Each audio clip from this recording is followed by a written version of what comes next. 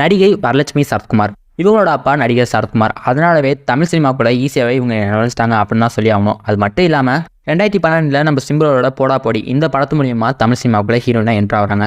அதை தொடர்ந்து நிறைய படங்களில் நிறைய கேரக்டர்ஸ் எடுத்து நடிச்சுட்டு வந்துட்டு இருக்காங்க. படத்தில் இம்பார்ட்டன்ஸ் இருக்க ஹீரோயின் கேரக்டர்ஸ் மட்டும் எடுத்து நடிச்சிட்டு இருந்த வரலட்சுமி சரத்குமார் நிறைய படங்களில் வில்லியாகவும் நடிச்சிருக்காங்க. இப்படி இருக்க நிலைமையில இவங்க ஒரு இன்டர்வியூவும் கலந்துக்கிட்டு இருக்காங்க. அந்த இன்டர்வியூல அவங்க நிறைய விஷயத்தை பற்றி ஷேர் பண்ணியிருக்காங்க. அதில் குறிப்பாக அட்ஜஸ்ட்மெண்ட்டை பற்றியும் பேசியிருக்காங்க. இவங்களுக்கும் அந்த அட்ஜஸ்ட்மெண்ட் அப்படின்னு சொல்லக்கூடிய கசப்பான சம்பவம் நடந்திருக்கு அப்படிங்கிறத அவங்க சொல்லியிருக்காங்க.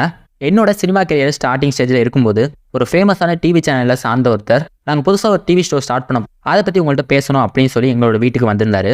அந்த ஒரு மீட்டிங்கில் அந்த ஷோவை பற்றி ஃபுல் அண்ட் ஃபுல் எக்ஸ்பிளைன் பண்ணார். நானும் கேட்டுட்டு இருந்தேன். எல்லாம் பேசி முடிச்சுட்டு கிளம்புற நேரத்தில் மற்ற விஷயத்தை பற்றி ஹோட்டலில் பேசலாமா அப்படின்னு அவர் கேட்ட விஷயம் எனக்கு ஒரு ஷாக்கான விஷயமா இருந்துச்சு. உடனே கோவப்பட்டு அந்த ஆளை வீட்டை விட்டு வெளியே போங்க அப்படின்னு சொல்லிட்டேன். இந்த ஒரு விஷயத்தை பற்றி நான் என் ஃப்ரெண்ட்ஸ்கிட்ட நான் சொல்லிட்டு இருக்கும்போது அவங்க என்கிட்ட கேட்ட கேள்வி என்னன்னா, அவனை ஏன் நீ சும்மா விட்ட, அவனை அடிச்சிருக்க வேண்டியதானே அப்படின்னு கேட்டிருந்தாங்க.